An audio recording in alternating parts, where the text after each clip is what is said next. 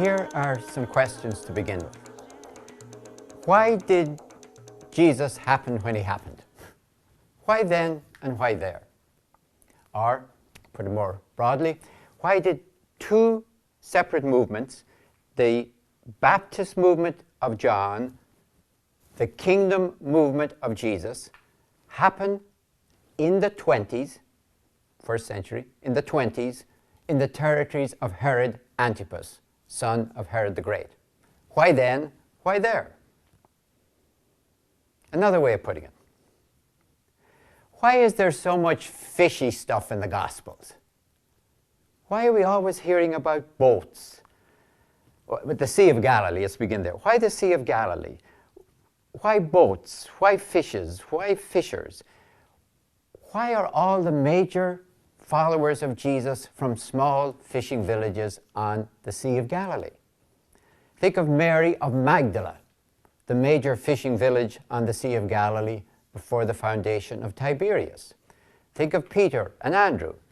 They're from Bethsaida, a small fishing village to the north, and they live, Peter apparently, in his wife's house at Capernaum, which probably means he's not doing too well, by the way, at the fishing business. Another fishing village. Everywhere you look, fish. And Jesus is from Nazareth, a hillside village inland. What's he doing over there by the lake all the time? Is he there for the view? Is he there for the breeze? Why is he by the lake? Why does he sort of transfer his base from his native village of Nazareth inland, near Sepphoris, over to the lake? And why in the 20s? The great symbol, it's not an argument and it's not a proof, it's a symbol and a summary of what life was like on the Sea of Galilee in the 20s under the commercialization of the lake by Antipas, is a boat. It's a boat that was discovered, almost, I suppose, 30 years ago now. What had happened was that the waters had receded during a drought, and there in front of the now visible sand and gravel, you could see the outline of a boat. And it was a first century boat. The difficulty, of course, was to excavate it and restore it so it wasn't destroyed in the process, because it was thoroughly waterlogged and was about the consistency of moist camembert cheese or something like that, or wet cardboard. And it was clearly a first century boat. It's been described as the Jesus boat, but I call it the Galilee boat, because here's what's important for me about it. Of course, it's a workhorse boat from the first century. Yeah, it's the sort of boat that we're imagining Jesus using, of course. But what's important for me is this. When you look at this boat, it's so sad. It's being patched. There's, I think, 12 different types of wood in the boat. 12 different types of wood. The keel is made from one good piece of cedar wood, but that's taken from an older boat. You can still see the markings. And the rest of the keel is jujube wood. Not quite rubbish, but close. The planks, the stakes along the side are made by putting pieces of wood together. It's being patched and nursed and kept afloat by very good boatwrights with inadequate materials. It shows me the squeeze on the lake under Antipas's commercialization. And then one day, they couldn't keep it afloat any longer. It didn't sink in a storm. It was simply stripped. They took off the stem post, the stern post, the mast, every usable nail, anything that could be used, pushed it out into the lake, let it bury in the sort of a graveyard for boats off Magdala, off the boatwright's shop. So when I look at that boat, it is the symbol for me of peasants struggling hard with great skill but inadequate materials to keep their poor boat afloat. It's only one boat. It's the only one we ever found. I cannot prove anything by it. It could be just a random example. But for me, it is a symbol of the squeeze. And it tells me why Jesus had left Nazareth and come to Capernaum, because that's where the action is. That's where the justice of God and the power of Rome met one another on the beaches around Magdala, Bethany, and Capernaum in the first century. That points us towards Herod Antipas, and to try and understand what is Herod Antipas up to. We are now in the generation of John and Jesus. Herod the Great was the generation before. His son, Herod Antipas, is the generation of Jesus. So let's focus on Antipas for a moment. Antipas was the man who would be king. His whole drive was to become king of the Jews, like his father. Remember, Herod the Great, Rome appointed king of the Jews. Only Rome could appoint king of the Jews. When Herod died, there were various contenders, his sons, for the title king of the Jews. And what Augustus did was simply divide the country between them. Archelaus got the south and the title of ethnarch, people ruler. Poor old Antipas was put in the north, and he was called a tetrarch. Not a monarch, but a quarter monarch, a little kingling, as it were. To understand Antipas, all his life, he wanted to be king of the Jews like his father. So, for example, under Augustus, as I just mentioned, when Herod the Great died, he went to Rome to plead his case. He pleaded before Augustus. And Augustus sent him back, and I imagine him coming back a little bit with his tail between his legs to become Tetrarch of Galilee and Perea. He didn't make it. So under the first of the three Roman emperors under whom he lived, Augustus, he tried and failed to become king of the Jews by going all the way to Rome. Now let me jump forward a little bit. Under the third monarch, the third one, Caligula, he was Tetrarch under Augustus, under Tiberius, under Caligula. The final one, under Caligula, jumping Tiberius for the moment, he went to Rome again to try and become king of the Jews, and this time, instead of ending up as a tetrarch, he ended up as an exile. Because unfortunately for him, there was another Herodian prince. We know him as Herod Agrippa I, growing up in Rome, friend of Claudius, friend of Caligula. He became king of the Jews, and poor old Antipas ended up in exile. So hold those as sort of the bookends of his life, because we're going to focus on Tiberius. Under Tiberius, he made his major move to become king of the Jews. Augustus died in 14 CE. Tiberius became ruler.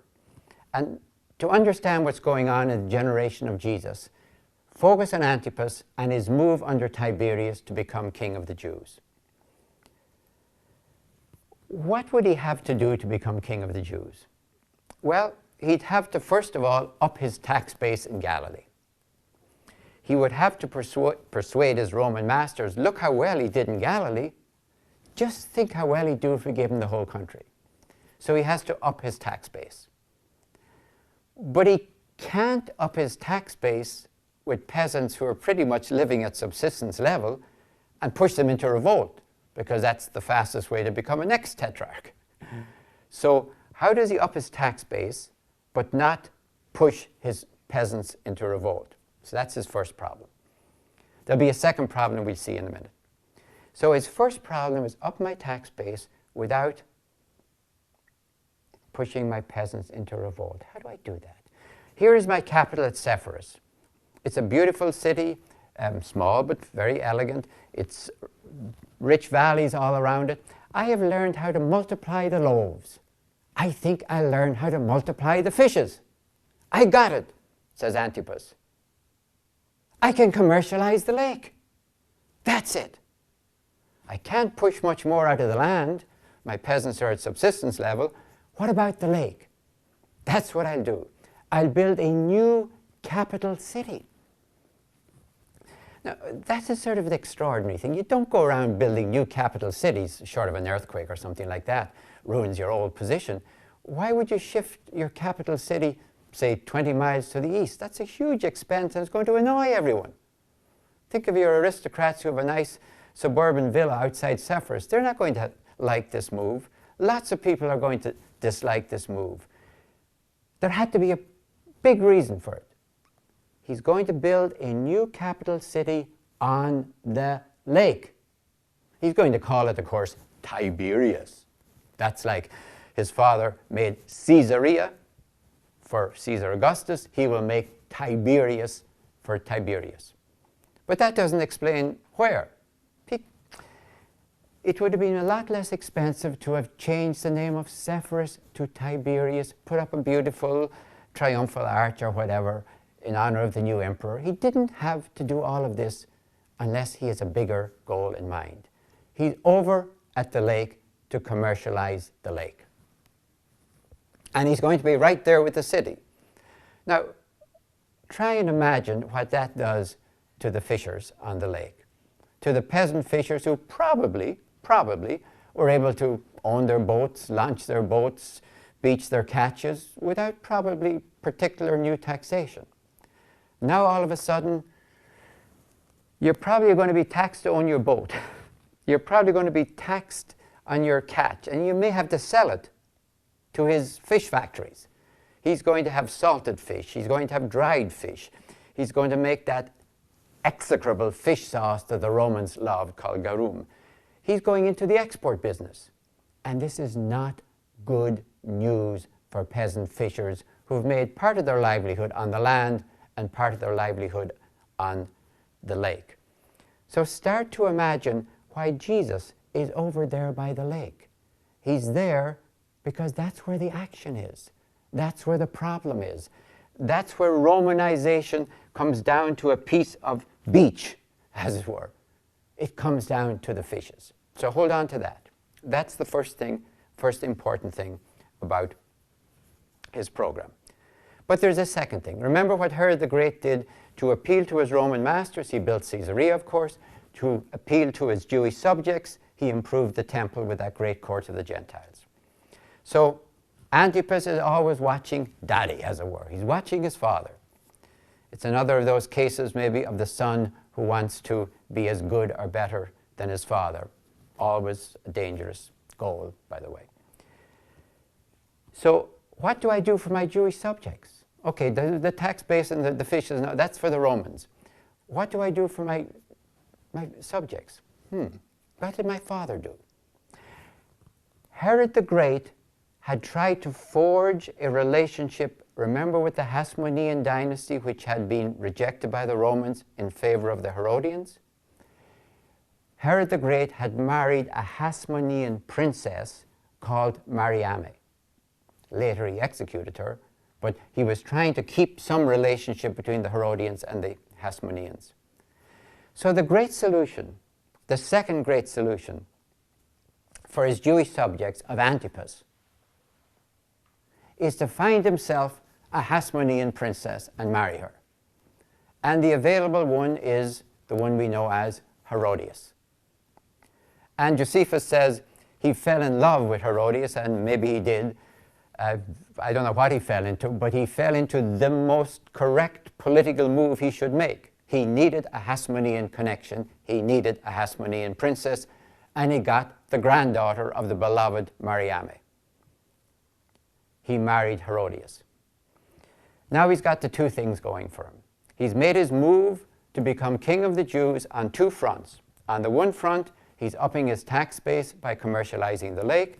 On the other hand, he's married a Hasmonean princess, and he's forged a Hasmonean Herodian connection, and his program is up and running. And Josephus, by the way, calls him the friend of Tiberius. It looked really good. If you were there, say, in the year 20, the year that Tiberius, that I'm talking now about the city, the year that Tiberius opened for business and minted its first coins with the reed on it, you'd have said, yeah, he's probably going to make it. He's made exactly the right moves. So think of all the implications. Think now of the 20s in the territories of Herod Antipas, and begin to understand why two populist movements might start to resist him. It's not bad enough and desperate enough now to talk of armed revolt, but you're beginning to see why precisely then Jesus, John the Baptist in Perea, Jesus in Galilee, the two parts of his territories, might resist him at that time.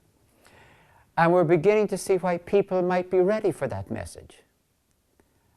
I'm not saying that, say, a Mary of Magdala is out of business and looking for a job, working with Jesus, as it were. I'm saying that when Jesus' message is that the kingdom of God is about justice on this earth and its fair distribution, he's talking to people who've just experienced what unfair maldistribution looks like. He's talking to fishers who said, we didn't do anything wrong. Why did everything change? We've worked hard all our lives. We've had our small little farms. We could supplement our income by fishing on the lake. We did nothing wrong. Why did everything change? This is not just. So when, for example, you hear John the Baptist saying and criticizing the marriage of Herod Antipas to Herodias, don't think it's just a moral condemnation. It's putting a big pin in the balloon of his appeal to popular support. So he's not going to be very kind to John's criticism. And when Jesus says, a man cannot divorce his wife and marry another, and a female cannot divorce her husband and marry another, don't imagine that there's peasant divorces all over Galilee. There probably isn't. It's too expensive to give back the dowry. Jesus is speaking directly at Antipas. He's criticizing this marriage, which is support to garner complete support from his Galilean peasants, and he's ruining the whole program.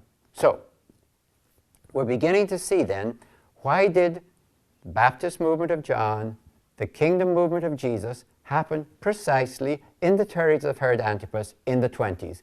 Because by 20 CE, 20 of the first century, Tiberias is finally open for business as usual, and Romanization has finally hit Galilee. Because remember, under Herod the Great, which we talked about in the last session, under Herod the Great, all the Romanization was concentrated in the south. On Caesarea, the temple in Jerusalem. It's almost like Herod the Great had skipped Galilee, so Romanization finally hits Galilee hard under Herod Antipas and focuses on Tiberias by the 20s.